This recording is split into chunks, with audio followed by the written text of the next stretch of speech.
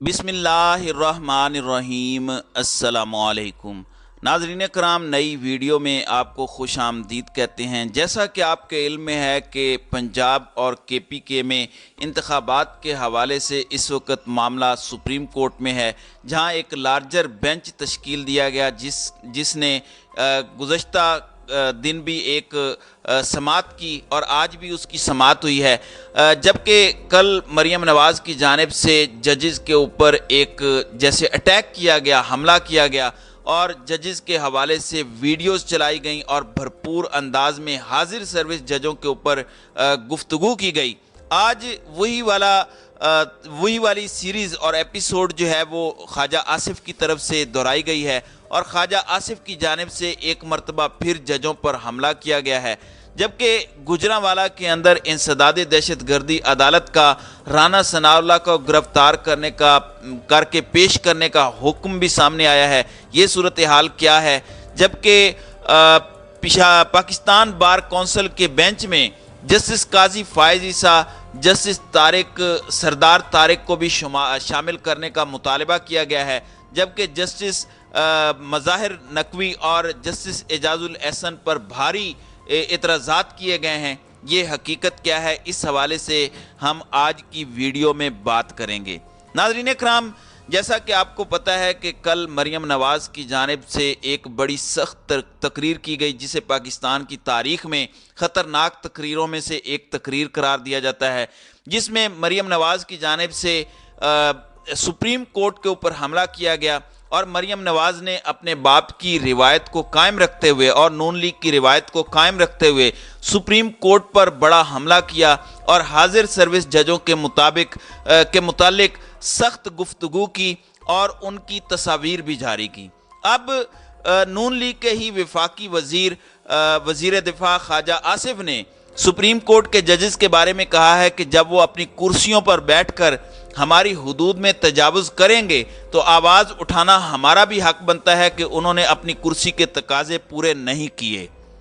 ख्वाजा आसिफ का कहना था कि पूरी सुप्रीम कोर्ट बैठकर इस मसले का हल तलाश करे और ऐसा हल निकाले जो ना सिर्फ हमारे लिए तरियाक हो बल्कि जो मर्ज हमें दहाइयों से लाहिक हैं उनका भी बंदोबस्त किया जाए। इस वक्त सुप्रीम कोर्ट में अज खुद नोटिस की समात हो रही है। कुछ सवालात मुरतब किए गए हैं जिनके जवाबात सुप्रीम कोर्ट में ढूंढे जाएंगे, जिसमें सियासी जमातों, बार कौंसिल समेत मुतअद्दिद फरीकैन हैं। ख्वाजा आसिफ का कहना था कि कल शुरू होने वाला मुकदमा नहायत अहमियत का हामिल है, जिसके मस्बत और मनफी असरात मौजूदा नहीं बल्कि मुस्तकबिल में भी मुल्क के सियासी और अमूमी हालात पर मुरतब हो सकते हैं। उनका कहना था कि खुशाइंद बात है कि 9 जजेस का बेंच तश्कील दिया गया, लेकिन मैं समझता हूँ कि यह मामला फुल कोर्ट का मुतकाजी है। इनका कहना था कि एक शिकायत रहती है कि पार्लियामेंटेरियंस या सियासी कारकुनान अदलिया का नाम लेकर तनकीद करते हैं। मैं उनका नाम नहीं लेता जिन पर तनकीद होती है, लेकिन उनका नाम लेता हूं जिन पर तनकीद नहीं होती। उन्होंने सवाल किया कि आला अदलिया खुद पूछे कि जस्टिस मुनीर पर तनकीद होती है लेकिन जस्टिस कार्लियंस पर क्यों नहीं होती। जस्टिस इरशाद हसन, जस्टिस रियाज शेख पर तनकीद होती है लेकिन जस्टिस सईदुज़्ज़मान सिद्दीकी, नाजिम सिद्दीकी पर क्यों नहीं की जाती। वज़ीर दिफा का कहना था कि माजी करीब में जजिस का नाम लेकर तनकीद की जाती है। पनामा के जजेस पर तनकीद की जाती है। जब वो अपनी कुर्सियों पर बैठकर हमारी हुदूद में तजावुज़ करेंगे तो हमारा भी हक बनता है कि हम आवाज़ उठाएं कि उन्होंने अपनी कुर्सी के तकाजे पूरे नहीं किए, जिनमें साकिब निसार, जस्टिस आसिफ सईद खोसा का नाम है लेकिन नासिरुल मुल्क और तसद्दुक जिलानी का नाम नहीं आता। उनका कहना था कि मेरा हक नहीं बनता कि इस तफरीक की वजूहात ईवान में बयान करूँ। ये चीज़ें मैं अदलिया पर छोड़ता हूँ कि किन लोगों के नाम लिए जाते हैं, किन के नहीं लिए जाते। सुप्रीम कोर्ट में इंतखाबात से मुतालिक आज खुद नोटिस की समात में एक बात की गई कि क्यों ना असम्बलियों की तहलील पर बात कर ली जाए कि क्या वो ठीक थी या गलत थी। इससे पहले चले जाएं कि जब आला अदलिया ने अपने इख्तियारात से तजावुज़ करते हुए आइन की दफ़ा 63A को रीराइट किया, ये उनका काम नहीं था और जिस आइनी बहरान का हम इस वक्त सामना कर रहे हैं ये उसका बराह रास्त असर है। पूरा मुल्क सियासी मुआशी एतबार से रुक जाने के करीब पहुंचा हुआ है। ये सारा सिलसिला अगर जाना है तो इस वक्त जो लोग मुलविस थे ان سب کے براہ راست اور بالواسطہ اعترافات بھی آ چکے ہیں کہ پاناما کیس میں نواز شریف کے ساتھ کیا ہوا تھا۔ خواجہ آصف کی طرف سے مزید نام بھی لیے گئے جن کے متعلق ان کا کہنا تھا کہ ان کے ساتھ انصاف نہیں ہوا۔ گزشتہ سالوں کے اندر بھی ایک نون لیگ کی روایت برقرار رہی ہے۔ نون لیگ ایک اس طرح کی جماعت ابھر کر سامنے آئی ہے جو عدلیہ پر حملہ آور ہوئی تھی۔ عدلیہ کی ان کی جانب سے، مریم نواز کی جانب سے پچھلے سالوں میں یہ کہا گیا تھا کہ اگر ہمارے حق میں فیصلہ نہ آیا تو ہم ججز کی کرپشن کے کیسز سامنے لائیں گے، اور اگر ہمارے حق میں فیصلہ آیا تو پھر ہم اسے ظاہر نہیں کریں گے۔ تو اس سے پتہ چلتا ہے کہ ان کے انصاف کا معیار کیا ہے۔ ان کے انصاف کا معیار یہ ہے کہ اگر ہمارے حق میں فیصلہ آئے تو ہم کسی کی کرپشن، کسی کی آڈیو، کسی کے متعلق جو ہے وہ گفتگو نہیں کریں گے، لیکن اگر ہمارے خلاف فیصلہ آئے گا تو ہم ان کو ننگا کریں گے، ہم ان کو گندا کریں گے۔ یہی وجہ ہے کہ مریم نواز کی جانب سے اس سے پہلے ججز کے حوالے سے، خاص طور پر جسٹس اعجاز الاحسن کے حوالے سے اور باقر جسٹس مظاہر نقوی کے حوالے سے اس طرح کی گفتگو کی گئی، اور اب خواجہ آصف کی جانب سے اس طرح کی گفتگو کی جا رہی ہے۔ دوسری جانب گجرانوالہ کی انسداد دہشت گردی عدالت نے اداروں کو دھمکانے اور چیف سیکرٹری کو جان سے مارنے کی دھمکیاں دینے سے متعلق مقدمے میں رانا ثناءاللہ کو گرفتار کر کے 7 مارچ کو پیش کرنے کا حکم دیا ہے۔ جج رانا زاہد اقبال نے رانا ثناءاللہ کے خلاف مقدمے کی سماعت کی۔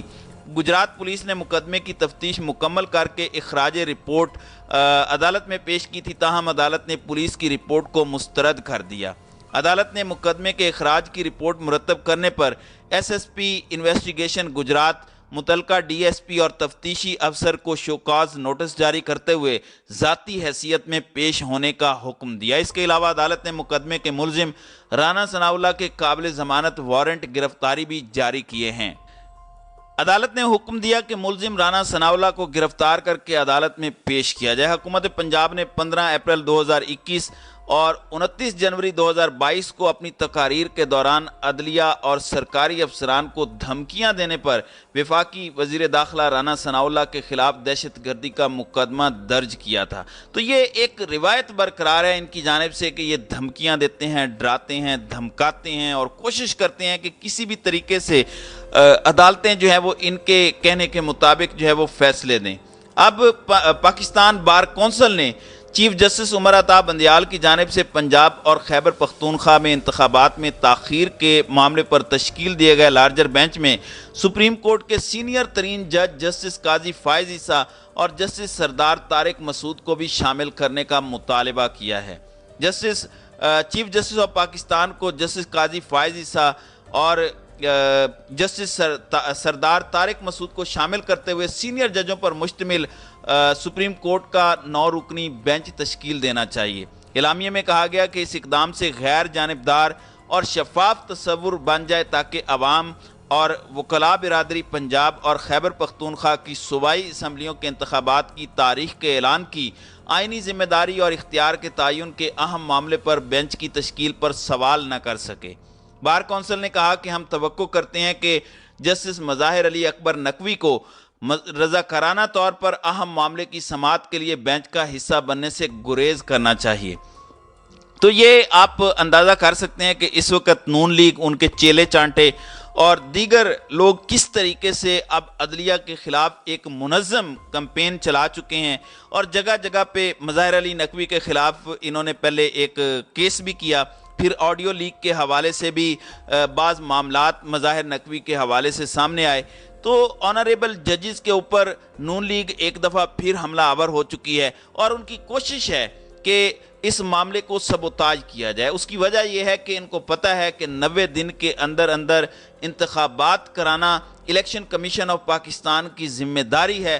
حکومت کو ہر صورت 90 دن کے اندر اندر الیکشنز میں جانا ہوگا۔ اس سے بچنے کے لیے اس وقت نون لیگ کا پورا ٹولہ سپریم کورٹ آف پاکستان پر حملہ آور ہے۔ اب دیکھنا یہ ہے کہ کل مریم نواز کی جانب سے کی جانے والی سپیچ اور آج خواجہ آصف کی جانب سے کی جانے والی تقریر کے بعد اعلیٰ عدلیہ اور دیگر ادارے جو ہیں وہ حرکت میں آتے ہیں یا نہیں، کیونکہ اس سے پہلے زیبا چودھری کے خلاف جو ایک لوئر کورٹ کی ایک جج تھیں، ان کے خلاف جب عمران خان نے ایک گفتگو کی تھی، ایک فقرہ صرف بولا تھا، تو ان کے اوپر دہشت گردی کا مقدمہ بنایا گیا اور عمران خان کو عدالت میں پیش ہونا پڑا. اس کے بعد زیبا چودھری کی عدالت میں جا کر عمران خان کو معافی بھی مانگنی پڑی. تو اب دیکھنا یہ ہے کہ انصاف کا یہ جو ترازو ہے اب مریم نواز اور خواجہ آصف سے متعلق کیا فیصلہ کرتا ہے. تو ناظرین کرام، آپ کی اس ویڈیو کے حوالے سے کیا رائے ہے؟ آپ اپنی رائے کا اظہار کامنٹ سیکشن میں ضرور کیجیے گا.